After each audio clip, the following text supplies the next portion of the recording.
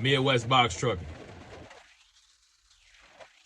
I'm currently sitting in Oak Creek, Wisconsin, picking up a run going 116 miles back over to ORD 9.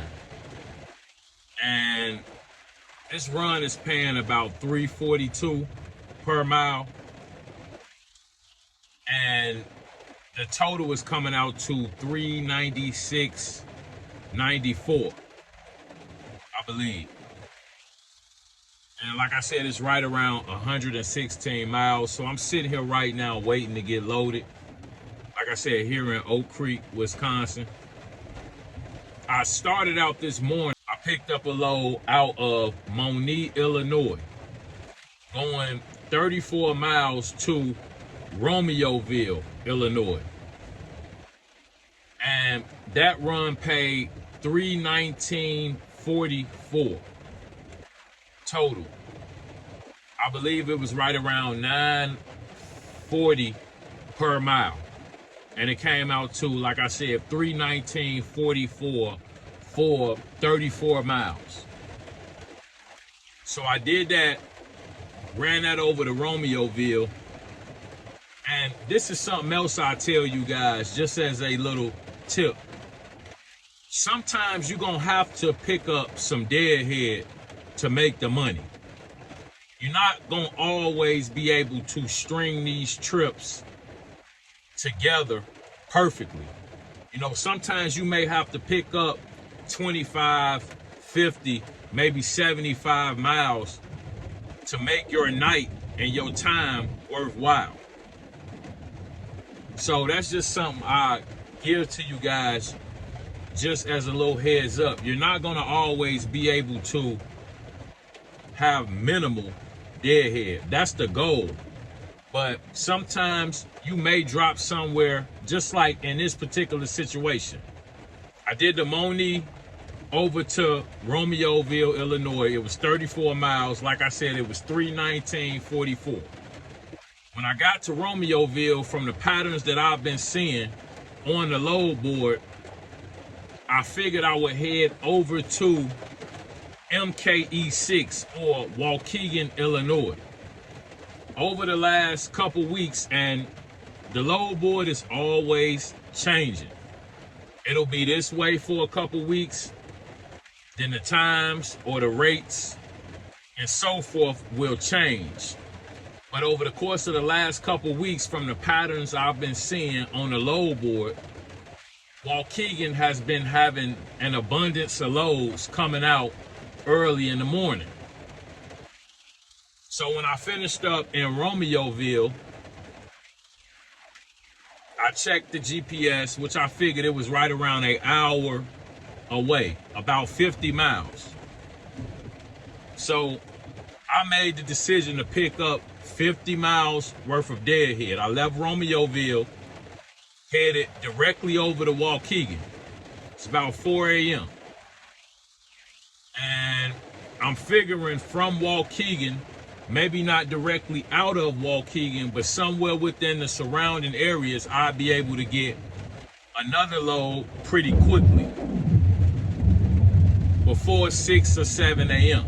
And that was my goal, to kind of string two loads together really quickly, make 600 to 700 within maybe 4 or 5 hours, and then see what I could do during the day. Today actually being Saturday. So, like I said, I deadheaded the 50 miles over to Waukegan, Illinois. And while I'm sitting there, I'm on the board, and boom, an MKE1, Kenosha, Wisconsin, going back to Arlington Heights, which was about 47 miles, and the payout was $328.38. So I shot over from Waukegan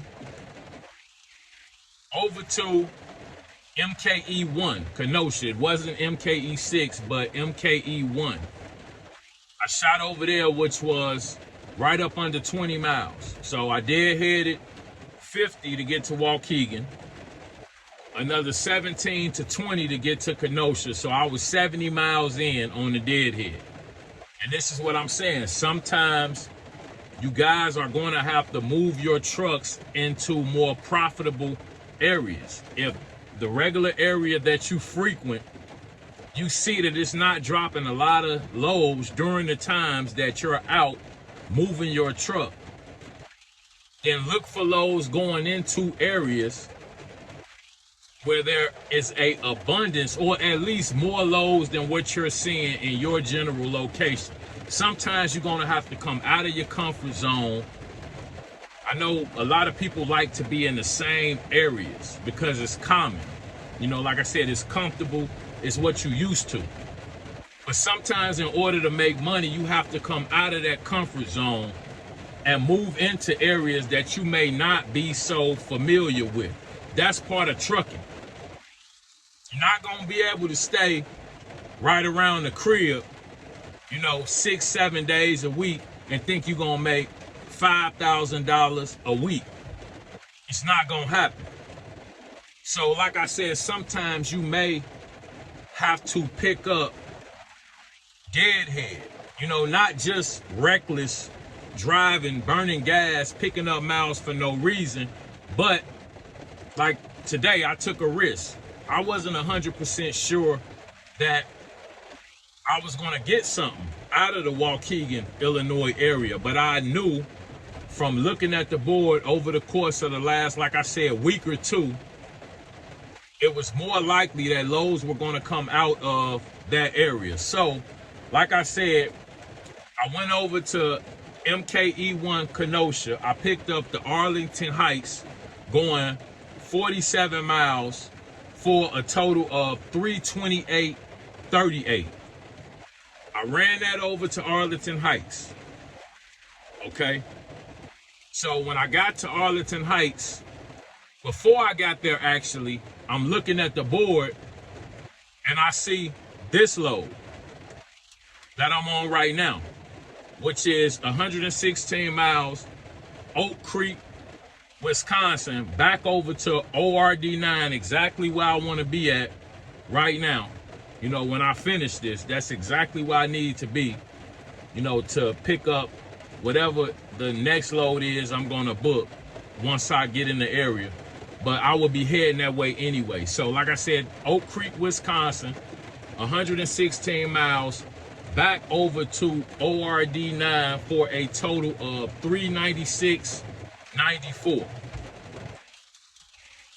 So here shortly, I'm gonna go in and get loaded, and I'm gonna run these 116 miles, and with all of the deadhead included, once I get back to ORD9, I'll have ran a total of 332 miles. That's with every mile that I've ran from Moni out here back to ORD9. 332 miles for a total of $1,044.76 is the total that I'll have made for those 332 miles.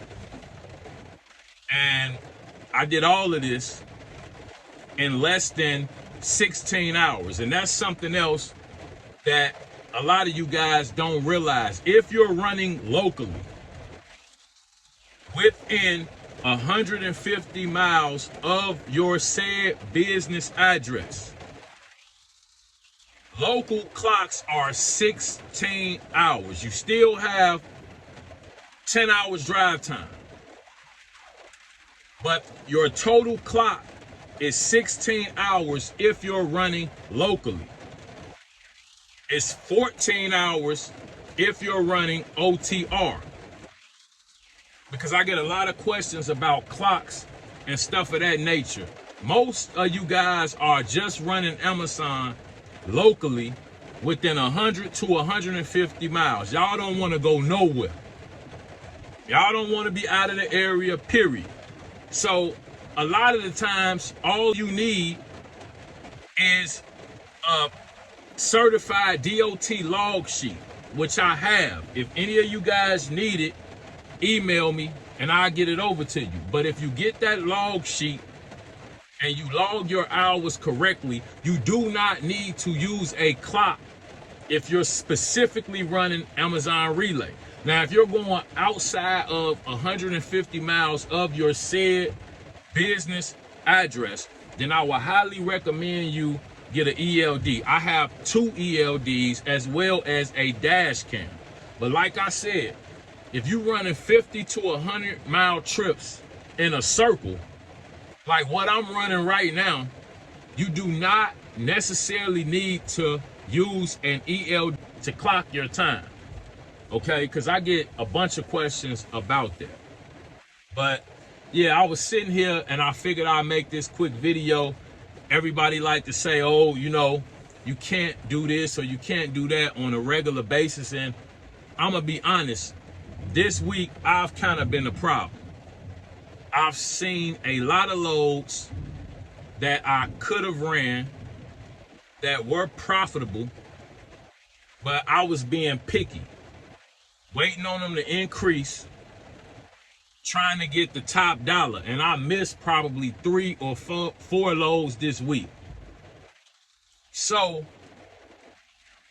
yesterday and today being crunch time, I knew I had to do something to kind of make up for, you know, and sometimes that's another thing. You know, everybody want to blame everybody else for their problems.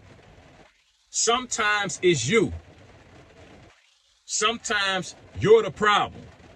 And the sooner we admit that, you know, acknowledge that, hey, it's something that I'm doing that's causing me to be unsuccessful, we can move forward with a solution. You know, but as long as everybody living in denial, they pointing the finger at this guy or pointing the finger at this guy or, oh, it was social. Y'all got too many excuses for why y'all failing. And when the truth of the matter really is, you're not hustling hard enough. And I'm just being 100% honest. Like, you know you're not hustling at 100%, but you sitting on your ass crying all the time about how this ain't right, gas prices too high, insurance too high, this, that, and the other. It's like, what you gonna do, man? You gotta make a decision at some point. You can't keep straddling the fence. And that's the point I'm making. I don't mean to be brash, but what you gonna do, man? That's the question. You know, either you gonna make it happen or get out. It's just that simple. Nobody making you do this. Nobody making you come out here. It's your own, whatever you feel inside that's making you feel like you have to do this. You could go work at the warehouse. Ford, they hiring right now. They need machine operators. So my point is, it's too many excuses for why you failing. The first thing I would look at is my hustle. Y'all want to be at the crib too much. You want to lay back, kick your feet up, the truck sit in the driveway and look pretty. Ain't no bugs on the windshield. The truck too clean. You ain't driving. And you wondering why the money funny. And then they look at individuals who are making it happen and say, you can't do this or you can't do that. It's you, man. That's as simple as I could put it. You the problem. And the second you look in the mirror and say, today, I'm going to do something different, then you're going to make some progress. Till then, you just wasting your time. And like I say, I don't mean to be brash. You know, I just want to motivate you guys to hustle harder. Because that's what all this relates back to. Nobody hustling at 100% is complaining about being broke. It's them lazy guys. Them the ones.